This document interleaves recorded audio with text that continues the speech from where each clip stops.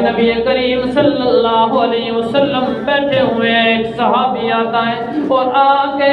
ایک بیٹی کے ساتھ اتنا پیار کر رہا ہے، اتنی محبت کر رہا ہے، یا محمد الرسول اللہ پوچھتے ہیں اے اللہ کے بندے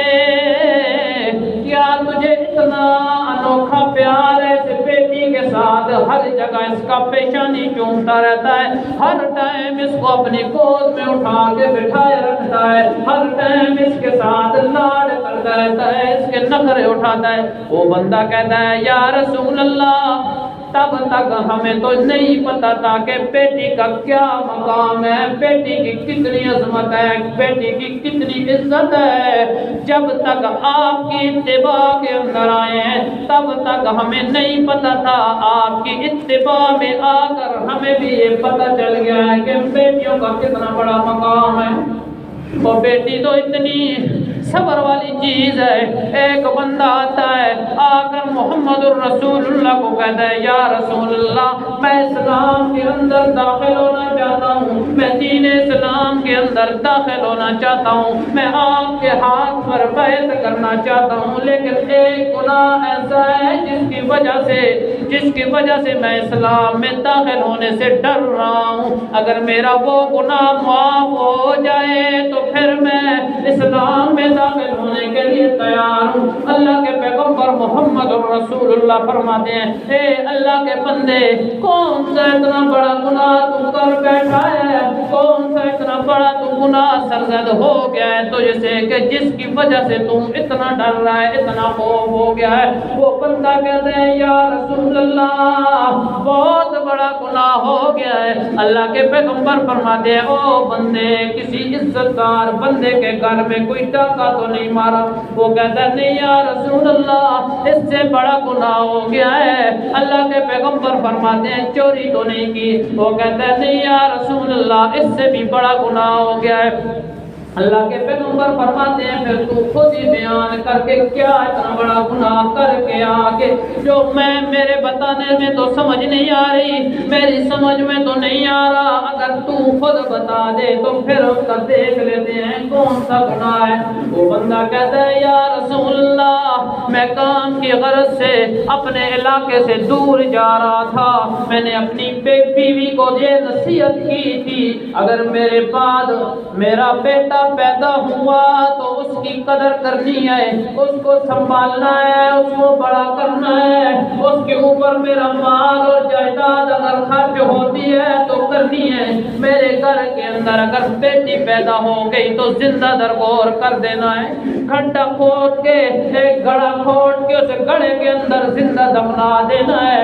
کرنا خدا کا۔ میں 5 سال کے بعد جب گھر میں واپس آیا تو وہ ایک گھر کے اندر ایک خوبصورت بیٹی کھیل رہی ہے، کھیلتے کھیلتے میرے دل کے اندر تجسس پیدا ہوا ہے یہ میری بیٹی تو نہیں ہو سکتی، کیونکہ میں اپنی بیوی کو یہ نصیحت کر کے گیا تھا اگر بیٹی پیدا ہو گئی تو زندہ دفنا دینا ہے، میرے گھر کے اندر بیٹی کو نہیں پالنا۔ لیکن میرے ذہن میں تو یہ خیال آیا یہ کسی پڑوس کی بیٹی ہوگی، کوئی رشتہ دار کی بیٹی ہوگی، کیونکہ میری تو نصیحت یہ تھی۔ شام کا ٹائم آیا،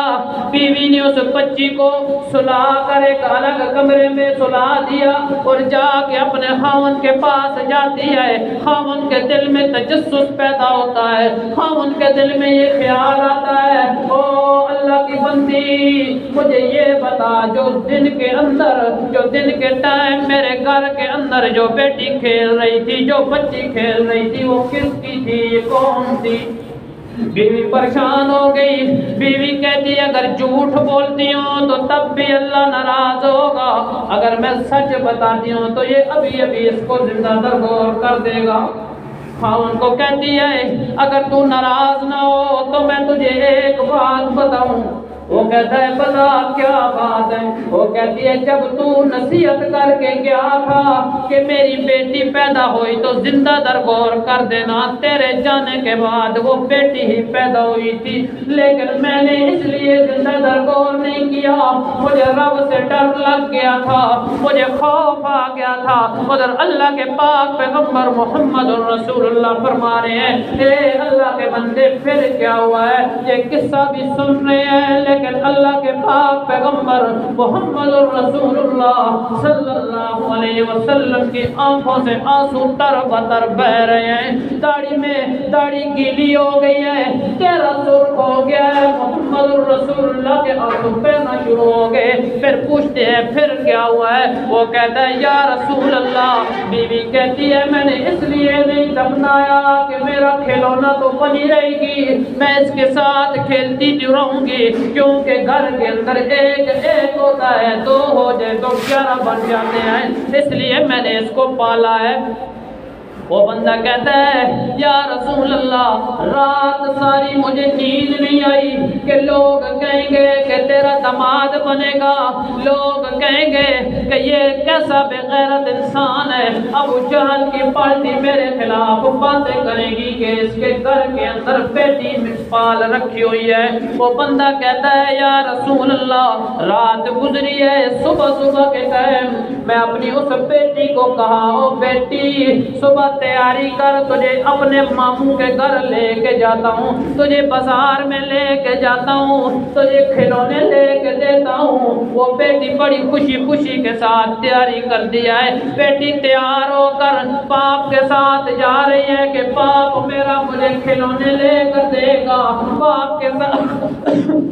باپ کے ساتھ جا رہی ہے کہ آج 5 سالوں کے بعد باپ آیا ہے، باپ کے ساتھ گھومنے کے لیے جا رہی ہے، بڑی خوشی کے ساتھ جا رہی ہے۔ صبح کا ٹائم ہے، بیٹی کو لے کر نکل گیا، جب جا رہا ہے آگے گرمی نے اپنا زور دکھانا شروع کیا، سورج نکل آیا اور نیچے ریتلی زمین ہے، اس بچی کو کندھے پہ اٹھا کے لے کر گیا، جب رستے میں لے کر گیا تو اس بچی کو نیچے زمین پر اتار دیا۔ وہ بیٹی کہتی ہے میرے بابا گرمی سخت ہے، گرمی شدید ہے، میرے پاؤں کے اندر ریت مجھے لگ رہی ہے، مجھے گرمی لگ رہی ہے، مجھے اپنے کندھے کے ساتھ اٹھا لے یا رسول اللہ۔ مجھے ترس نہیں آیا اپنی بیٹی کے اوپر۔ بیٹی جا رہی ہے، آگے جا کے بیٹی کہتی ہے اے بابا جان، میرے پاؤں سے گرمی کی وجہ سے، اس تپش کی وجہ سے خون نکلنا شروع ہو گیا ہے۔ کہتا ہے یا رسول اللہ، اس بیٹی کے اوپر مجھے ترس نہیں آیا، میں لے کر چلا گیا، بیٹی کو ایک سائیڈ میں بٹھا کر جنگل کے آخری کونے میں چلا گیا، بیٹی کو سائیڈ میں بٹھا کر ایک گڑھا کھودنا شروع کر دیا ہے، ایک کھڈا کھودنا شروع کر دیا ہے۔ جب میرے چہرے کے اوپر پسینے کے آثار نظر آئے، وہ بیٹی آ کے کہتی ہے بابا جان گرمی سخت ہے، اتنا پسینہ آ رہا ہے، آپ محنت کر رہے ہیں، آپ اتنی مشقت برداشت کر رہے ہیں، اپنا دوپٹہ اتار کے میرے چہرے سے پسینے کو صاف کرتی ہے، لیکن یا رسول اللہ مجھے اس بیٹی کے اوپر ترس نہیں آیا، میں نے کھڈا کھودا ہے، وہ اپنے دوپٹے کو پنکھا بنا کر ہوا دے رہی تھی کہ میرے بابا گرمی کا ٹائم ہے، آپ کو سردی لگ رہی، آپ کو گرمی لگ رہی ہے، پسینہ آ رہا ہے۔ اس نے پنکھا مارا لیکن یا رسول اللہ مجھے ترس نہیں آیا۔ اللہ کے پیغمبر پھر بول رہے ہیں کیا بنا ہے، کیا بنا ہے، ساتھ ساتھ آنکھوں سے آنسو بھی بہ رہے ہیں۔ وہ کہتا ہے یا رسول اللہ جب میں نے کھڑا مکمل کر دیا، اس بیٹی کو بالوں سے پکڑ کر سر کے بالوں سے گڑھے کے اندر پھینک دیا، اور بیٹی مجھے کہتی ہے پاپا تو نے تو مجھے کہا تھا تجھے کھلونے لے کے دوں گا، تو نے تو مجھے کہا تھا تجھے میں ماموں کے گھر لے کے جا رہا ہوں، اگر ماموں کا یہی گھر بنایا ہے تو مجھے اس گھر میں نئی جگہ چاہیے، اے پاپا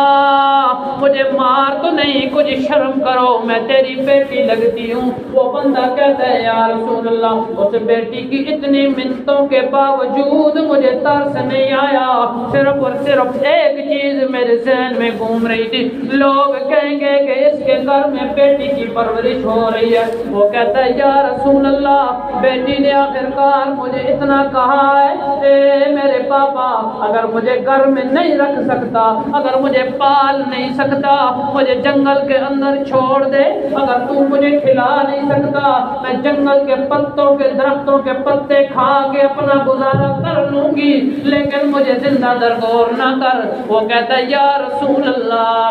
مجھے ترس نہیں آیا، میں نے مٹی ڈالنی شروع کر دی ہے۔ جب مٹی ڈال دی اس بچی نے اپنے ہاتھوں کو کناروں کے ساتھ ہاتھ رکھے، میں نے ان اوزاروں کے ساتھ اس کی انگلیاں کاٹ کے اس کے ہاتھوں کو چھڑا دیا، مجھے ترس نہیں آیا۔ جب اس کی انگلیاں چھوٹ گئیں میں نے ایک بڑا پتھر اٹھا کے اس بچی کے سر کے اوپر پھینک کر مٹی ڈال کے زندہ درگور کر کے آ گیا ہوں۔ جب میں یا رسول اللہ اسلام کی طرف آنے کا سوچتا ہوں، جب میں دین کی طرف آنے کا سوچتا ہوں، جب میں سوچتا ہوں کہ محمد رسول اللہ کی اتباع کر لوں تو میرے ذہن کے اندر یہ گناہ یاد آ جاتے ہیں۔ جب یہ گناہ یاد آتا ہے مجھے رات کا نیند نہیں آتی، جب یہ گناہ یاد آتا ہے میرا چین ختم ہو جاتا ہے، جب یہ گناہ یاد آتے ہیں میرا سکون ختم ہو جاتا ہے۔ یا رسول اللہ اگر یہ گناہ بھی معاف کر دیے جائیں تو میں آج ہی آپ کے ہاتھ کے اوپر بیعت کرتا ہوں۔ اللہ کے پاک پیغمبر محمد الرسول اللہ نے فرمایا اے بندے تو ایک گناہ کر کے اتنا پریشان ہے، چلو کم از کم تجھے اپنے گناہ کے اوپر دکھ تو ہے نا، چلو گناہ کے اوپر تجھے اتنا تو پتہ ہے کہ تو نے گناہ کیا ہے۔ ان الاسلام یہدم ما کان قبلہ، اے میرے بندے تو توبہ کر کے آ، تو سچے دل کے ساتھ ایک مرتبہ اپنے رب کے ساتھ یاری لگا کر تو دیکھ، اے بندے سچے دل کے ساتھ اپنے دل کو صاف کر کے تو دیکھ، اے بندے اپنے رب کو راضی کر کے تو دیکھ، اپنے رب کو اپنا محبوب بنا کر تو دیکھ۔ یہ تو ایک گناہ ہے، اگر اس طرح سے کئی گناہ بھی ہوئے تو ان سب کو معاف کر دینا میرے رب کا کام ہے۔ اللہ پاک تو یہ کہتے ہیں بندہ ایک مرتبہ میری طرف، تاکہ اللہ پاک تو وہ ذات ہے جس کی طرف بندہ چل کے جائے تو وہ رب بندے کی طرف دوڑ کے آتا ہے۔ اللہ پاک سے معافی تو مانگ کر تو دیکھے بندے، اپنے رب سے معافی تو مانگ، اپنے رب کے ساتھ دوستی لگا کر تو دیکھ۔ قل ان کنتم تحبون اللہ فاتبعونی، اللہ پاک کہتے ہیں اپنی امت کو بتا دے اگر وہ چاہتا ہے کہ قیامت والے دن اس کے ساتھ اچھا معاملہ ہو، فاتبعونی، میری اتباع کرے، یحببکم اللہ، انعام یہ ملے گا اس کو اللہ اپنا محبوب بنا لے گا، اپنا محبوب ہی نہیں، وَيَغْفِرْ لَكُمْ ذُنُوبَكُمْ۔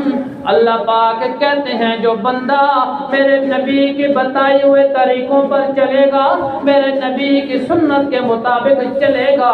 وہ بندہ غفر یغفر کا مطلب ہوتا ہے گڑھا کھودنا۔ اللہ پاک کہتے ہیں جو بندہ میرے محمد الرسول اللہ کے بتائے ہوئے طریقوں پر چلے گا اس کے گناہوں کو میں کھڈا کھود کے اس کھڈے کے اندر دفنا کر ایسے کر دوں گا جس طرح بندہ بھی اپنی ماں کے پیٹ سے پیدا ہوا ہے۔ لیکن بات یہ ہے کہ بندہ سچے دل سے اپنے رب کے ساتھ دوستی لگائے۔ بات یہ ہے کہ بندہ اپنے دل میں ایک مرتبہ یہ پیدا تو کرے کہ میرے سے یہ گناہ ہو گئے ہیں، ٹھیک ہے ہو گئے ہیں، لیکن گناہوں کی توبہ کے لیے تو اللہ پاک مہلت دیتا ہے نا۔ موت سے پہلے تک آپ توبہ کر سکتے ہیں، لیکن جب موت آ جائے نا تو اس وقت تک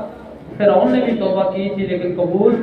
نہیں ہوئی تھی۔ لیکن انسان اپنے زندہ ہونے کے باوجود اپنے رب سے توبہ نہ کرے تو وہ بندہ پھر